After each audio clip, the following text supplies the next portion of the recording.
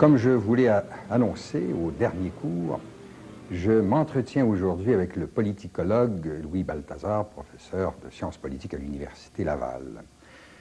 Nous sommes venus le rencontrer chez lui et nous avons décidé de parler d'abord des mythes en général, dans un premier temps, et dans un deuxième temps de parler des mythes un petit peu plus particuliers.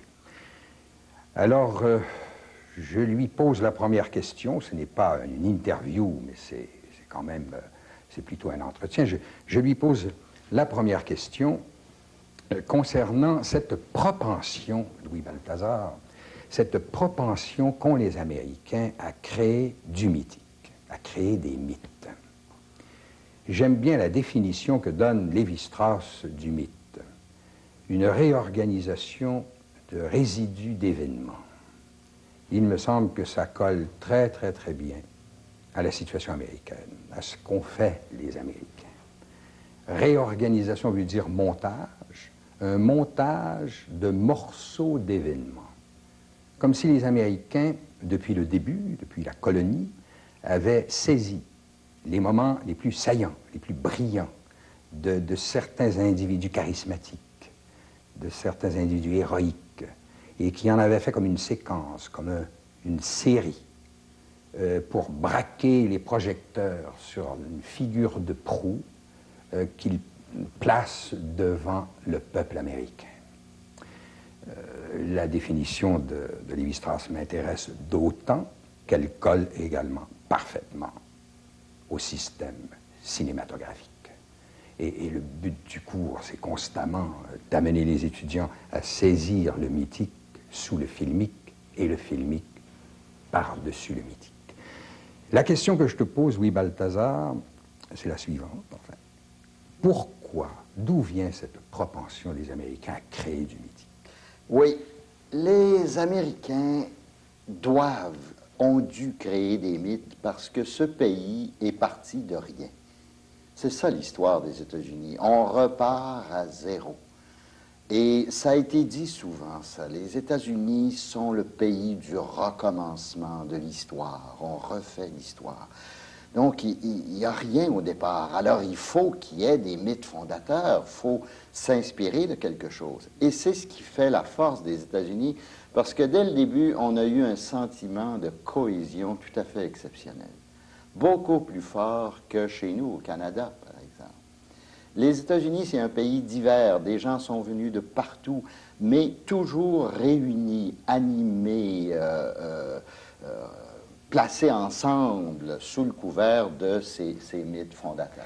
Et c'est curieux, ce sont des mythes presque réalistes. Ce ne sont pas des mythes qui surplombent les États-Unis de très haut, comme les grands mythes grecs, par exemple. Ce sont des mythes qui surgissent du territoire américain. C'est vrai. Hein, c'est assez particulier, c'est pour ça que ça fait le réalisme américain. C'est vrai. Et d'ailleurs, tu citais Lévi-Strauss tout à l'heure, disant que le mythe était... qu'est-ce que c'était? C'est une réorganisation des événements, des résidus d'événements, voilà. Mais c'est bien ça, parce que l'Amérique se crée, les États-Unis se créent à partir d'événements. Et le pragmatisme, évidemment, est l'un de ces traits fondamentaux des États-Unis. Et l'événement fondamental, c'est l'expérience européenne. C'est l'expérience du rejet de la domination, de la discrimination, de l'autoritarisme. Et on quitte l'Europe, on laisse ça en arrière parce qu'on veut se dégager, on veut retrouver la liberté. Donc, essentiellement, c'est l'expérience de personnes qui cherchent la liberté. C'est ça. Et concernant cette création, comme tu dis, c'est une recréation. J'avais lu un jour dans un texte où on disait que les Américains ont mis un océan entre eux et l'Europe. Et l'océan, c'est le lieu de la non-culture. C'est le lieu d'une nouvelle naissance. C'est ça, c'est ça. Et évidemment, on peut utiliser le symbole de l'eau, hein? C'est born again, par l'eau. Il faut traverser l'Atlantique pour trouver la liberté, pour trouver la vérité, pour faire les bonnes choses. Et évidemment, par-dessus ça, il y a tous les vieux mythes religieux qui sont réutilisés. Le paradis perdu, le paradis perdu et la terre promise. Le nouvel Israël. Et ça a été utilisé souvent, ça, chez les pères fondateurs. Oui. Les États-Unis sont la terre promise. Et c'est encore vrai aujourd'hui. Il n'y a pas si longtemps, Ronald Reagan disait « We are the city shining on the hill ». Les États-Unis sont la nouvelle Jérusalem qui brille comme modèle pour le monde entier. J'aimerais, parce que je pense un petit peu au film que nous allons étudier pendant ce cours, je pense qu'il est important de mettre l'accent sur les immigrants. C'est un peuple d'immigrants dont de là l'importance du mythique pour des immigrants qui viennent de partout et qui apportent avec eux leur mythe étranger et peut-être parfois subversif. Il fallait créer pour des immigrants, c'était une obligation. Et imagine, ce mythe fondamental de la terre promise, ça ne peut pas mieux convenir à des immigrants, hein, parce que les immigrants, évidemment, répètent l'expérience des pères fondateurs. C'est l'expérience du Mayflower qui se répète constamment. Des gens qui ont maille à partir avec la persécution religieuse en Europe, des puritains, ils n'aiment pas le roi, ils n'aiment pas l'autorité, ils s'embarquent sur le bateau, s'en vont vers la terre promise. Ben, l'immigrant, c'est essentiellement ça qu'il fait. Il quitte la vieille Europe, les guerres, les conflits ethniques, et il s'en va aux États-Unis dans the land of opportunities, la terre où tout est permis. Et devant ces immigrants, c'est parce que parfois je pense à White House, la Maison-Blanche. Devant ces immigrants, il était obligatoire que soit propulsée très haut et très loin une maison immaculée, la blancheur immaculée, où le président doit presque devenir un saint, doit devenir un homme chef de proue. Il faut que ça soit... Et le président, ça a toujours été ça. C'est l'image du père de la nation. Et dès le départ, Washington joue ce rôle-là. Washington est celui qui a fait la révolution, qui l'a conduit, qui l'a mené à terme. C'est lui qui préside à la Constitution, qui crée le nouveau pays. C'est le père fondateur par excellence, et tous les autres présidents doivent se modeler sur cette image-là, être celui qui incarne les vertus de l'Américain moyen. Et les grands présidents, ceux qui ont le mieux réussi, les images qui reviennent souvent dans la mythologie américaine, ce sont des gens, par exemple, comme Jackson. Jackson, qui était un petit commerçant du Midwest, qui avait poussé vers l'Ouest. C'était en même temps un héros militaire de la guerre contre le Canada. C'est un vrai démocrate, c'est quelqu'un qui amène le monde ordinaire avec lui à la Maison-Blanche. Voilà le père de la nation nouvelle.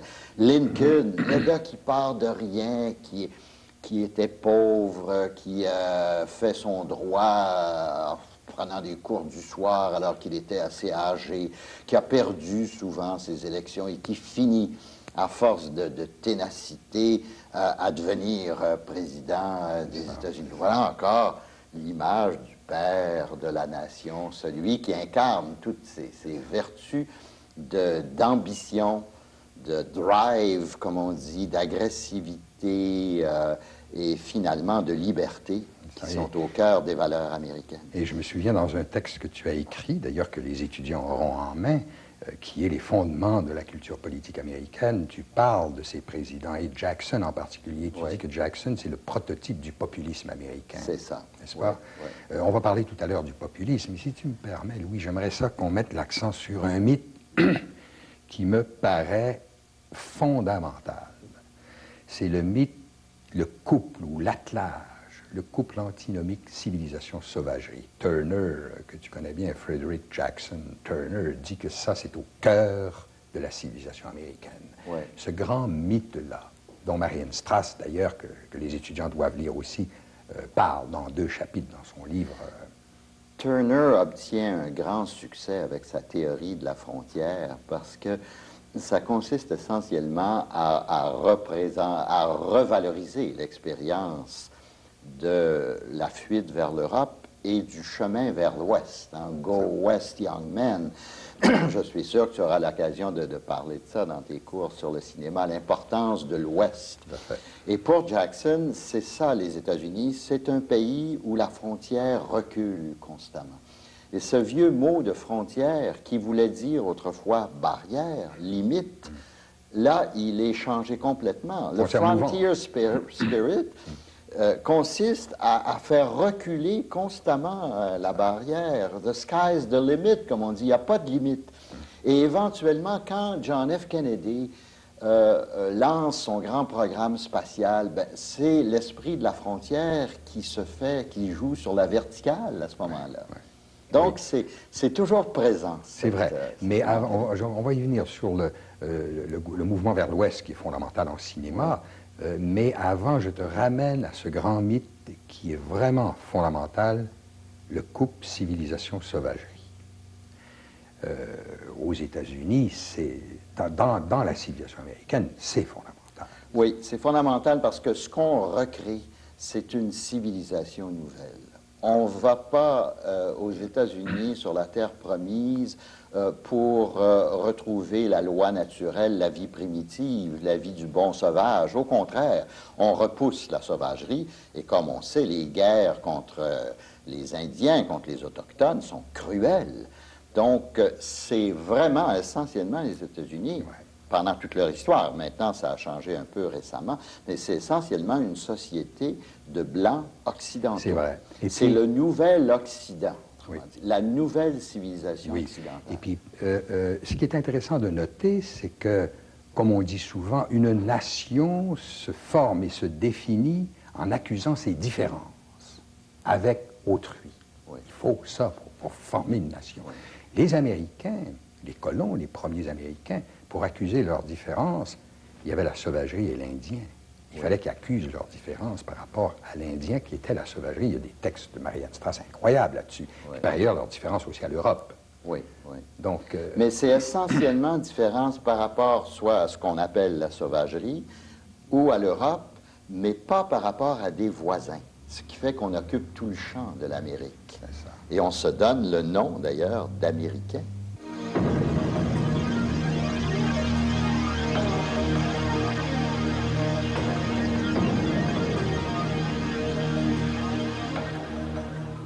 Oui, civilisation sauvagerie. Je pense qu'il faut approfondir un peu ça, Louis.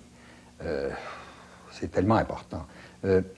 D'une part, c'est quand même un peu ambigu parce qu'il y a la civilisation européenne qui est un peu pourrie dans l'esprit des colons. N'est-ce pas? C'est une civilisation décadente. Et les colons, c'est la nouvelle civilisation. Et par ailleurs, il y a les Indiens, il y a la sauvagerie, le wilderness, à l'intérieur même du territoire américain, qui est vraiment là, toute la sauvagerie. Alors c'est ambigu tout ça, mais c'est quand même un attelage qui fonctionne tout le temps dans la civilisation américaine. Tu es d'accord avec ça? Oui, c'est vrai. Et c'est vrai que les États-Unis, c'est pas l'Europe, c'est la rupture, et c'est la rupture avec tout ce qui est trop raffiné dans la civilisation. Les Américains sont très fiers de se présenter comme le pays où il n'y a pas, où on fait pas de manière, où on est très simple, où on a retrouvé quelque chose de naturel. Mais ça n'est pas la sauvagerie tout à fait, parce que même si on se fait très naturel, il reste que l'Indien, l'Autochtone fait peur constamment. Et ce qu'il y a de tragique dans la lutte des Américains contre ce qu'ils appellent la sauvagerie, c'est qu'ils ne lui accordent pas de place. Les vieilles luttes européennes sont des luttes qui se font à plusieurs. Il ne passera jamais par la tête d'un Français de dire que les Allemands n'existent pas et qu'ils n'ont pas leur place en Europe. On les aime pas, on se bat contre eux, etc. Mais ils sont là. En Amérique, le rêve, c'est d'éliminer la sauvagerie, de faire comme si elle n'était plus là. Et on élimine tout sur son passage. Oui, et puis une bonne façon de l'éliminer, c'est de la démoniser, de la diaboliser. Il y a des textes incroyables que Crève-Cœur reprend, où on sent que les Indiens, c'est des démons. Et par conséquent, il est moral, décent de les éliminer. On élimine le mal. Le mal est éliminé. Dans le cinéma américain, on tue Jaws. On tue le mal. Et en même temps, c'est peut-être la lutte contre l'inconscient. La peur fondamentale que cette nature primitive reprenne le dessus.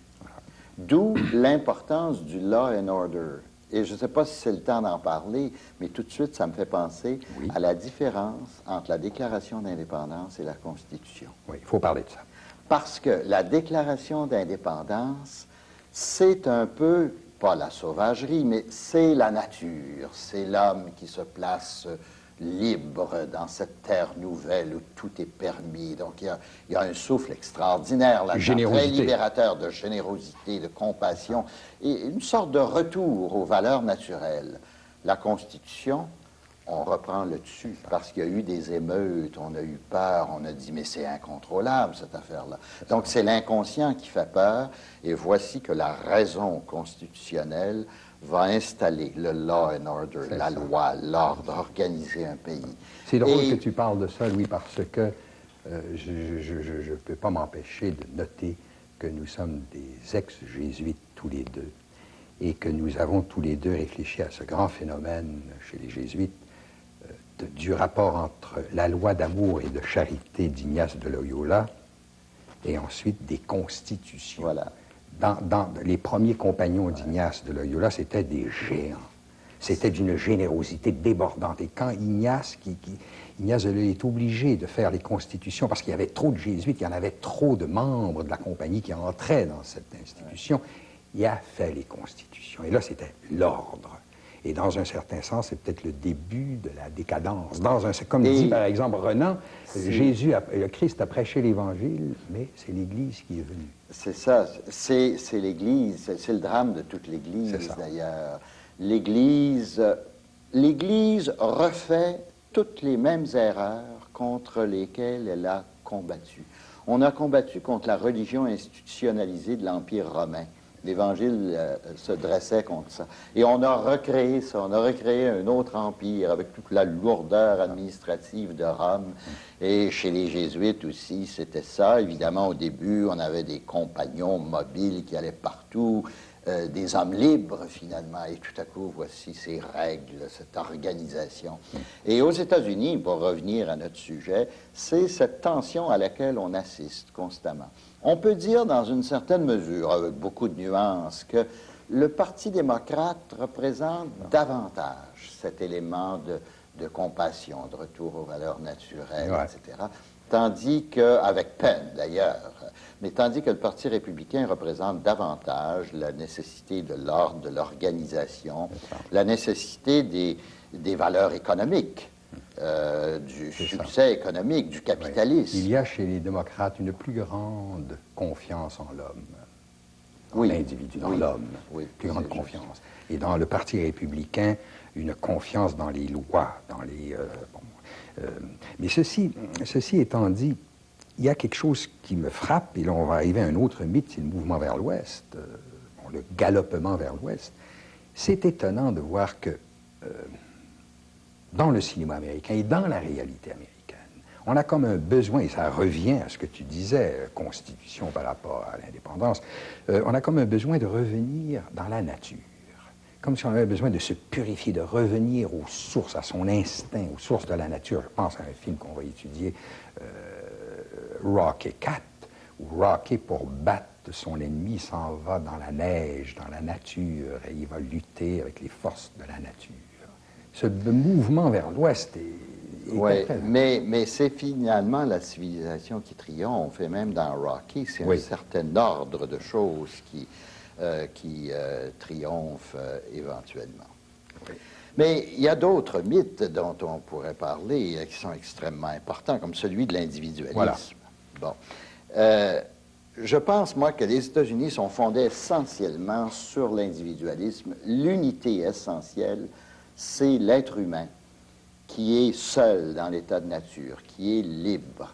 Et c'est l'être humain qui fait des choses. C'est pas la collectivité, c'est pas par la solidarité qu'il arrive à des choses, c'est par son initiative personnelle. Et ça est repris constamment dans le discours américain. On entend toujours parler de freedom of the individual.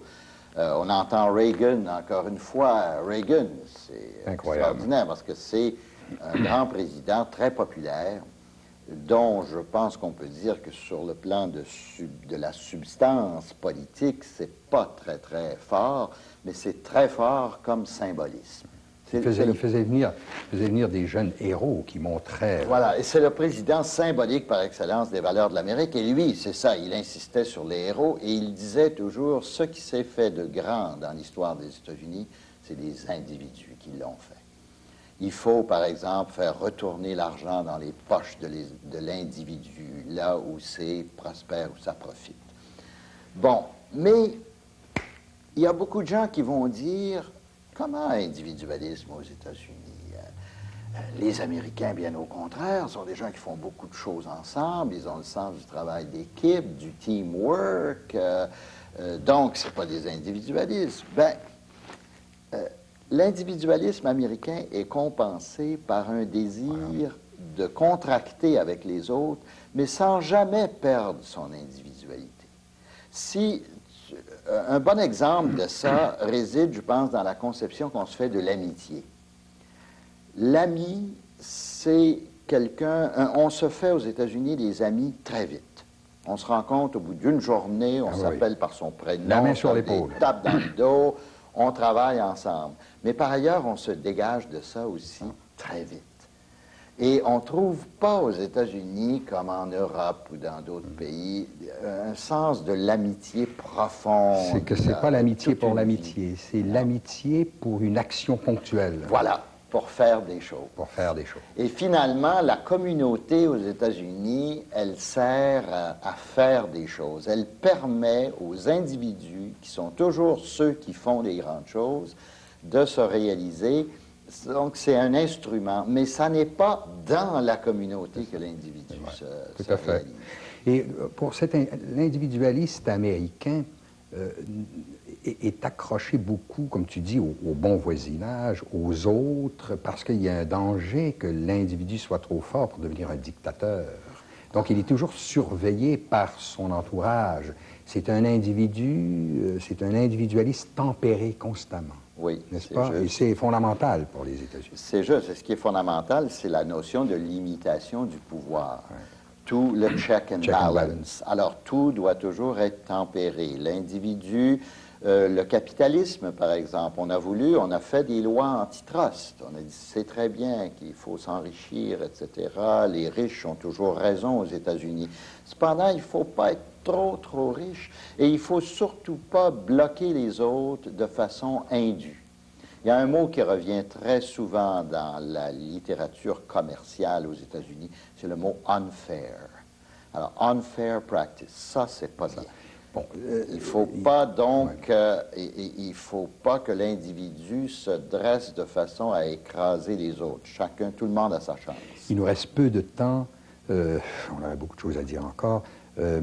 Est-ce que, étant donné que ça a changé beaucoup aux États-Unis, le melting pot ne fonctionne pas très bien aux États-Unis, il y a moins de confiance aux États-Unis en l'avenir, est-ce que tu penses, Louis, que ces grands mythes fondateurs fondent toujours les USA? Oui, je pense qu'ils fondent toujours les USA. Et je crois que le melting pot va finir, en tout cas je peux me tromper, par avoir raison des problèmes qui se dressent contre lui à l'heure actuelle. Et si jamais le melting pot ne parvenait pas à s'imposer, parce que c'est ça l'Amérique repose essentiellement là-dessus, je pense qu'on aurait un autre pays, une autre civilisation, et que tout craquerait. Parce que je ne peux pas m'imaginer les États-Unis ne s'inspirant pas continuellement de ces grands mythes qui sont au cœur du melting pot. Les États-Unis, c'est devenu une mosaïque maintenant. C'est beaucoup moins, le melting pot fonctionne beaucoup moins parce que tu as les différentes ethnies qui veulent s'installer et se juxtaposer à d'autres groupes et d'autres regroupements. Il n'y a plus autre que cette espèce de creuset qui fourmille comme autrefois. Dans la mesure où ce creuset-là disparaît et n'est plus là, je pense qu'on est en train de refaire un nouveau pays. Si c'était ça, mais je suis loin d'être sûr que c'est ça. Merci, Louis Balthazar. Bien sûr, nous allons utiliser pendant ce cours ce que vient de nous dire Louis Balthazar sur les mythes fondateurs de la nation américaine. puisqu'aussi bien, et je le répète, l'objectif de ce cours, c'est d'essayer de comprendre comment les techniques de base de la cinématographie hollywoodienne, comment ces techniques s'y prennent pour véhiculer en nous les mythes fondateurs de la nation américaine. Et à ce propos, je vous annonce tout de suite le prochain cours qui va porter précisément, de façon très très ponctuelle, sur des techniques précises, comme le reaction shot, le champ contre champ, qui nous amènent à comprendre les mythes américains. Et nous allons utiliser pour ce faire le film de Van Dyke, San Francisco, en 1936, un des films les plus populaires, les plus commerciaux des années 30.